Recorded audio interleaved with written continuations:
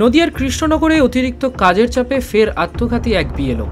Online কাজের পদ্ধতিগত জটিলতা এবং কর্তৃপক্ষের মানসিক হেনস্থার শিকার হয়ে এক বিএলও গলায় ফাঁস দিয়ে আত্মঘাতী হলেন। মৃতের নাম রিঙ্কু তরফদার, আনুমানিক বয়স 53 বছর। তিনি কৃষ্ণনগর কোতোয়ালি থানার অন্তর্গত ষষ্ঠীতলা বারোয়ারি এলাকায় 21 নম্বর ওয়ার্ডের বাসিন্দা এবং পেশায় চাপড়া বাঙালিঝির স্বামী বিবেকানন্দ বিদ্যামন্দির স্কুলের প্যারা টিচার। পরিবার সূত্রে খবর, সম্প্রতি তিনি বিএলও এর দায়িত্ব পান, যেহেতু তিনি নতুন এই কাজে পারদর্শী ছিলেন না। বিশেষত ভোটার তালিকা সংক্রান্ত অনলাইন কাজগুলি করতে গিয়ে তিনি বারবার সমস্যার সম্মুখীন হচ্ছিলেন। এই ঘটনার খবর পেয়ে কোতোয়ালি থানার পুলিশ ঘটনাস্থলে পৌঁছায়। মৃতদেহ উদ্ধার করে ময়নাতদন্তের জন্য পাঠানো হয়েছে। একজন শিক্ষিকার এমন মর্মান্তিক পরিণতিতে গোটা এলাকায় শোকের ছায়া নেমে এসেছে। এই ঘটনায় সরকারি কর্মীদের উপর কাজের চাপ ও মানসিক স্বাস্থ্যের বিষয়টি নিয়ে আবারও গুরুতর প্রশ্ন তুলে দিল। Bureau report, বঙ্গদর্পণ।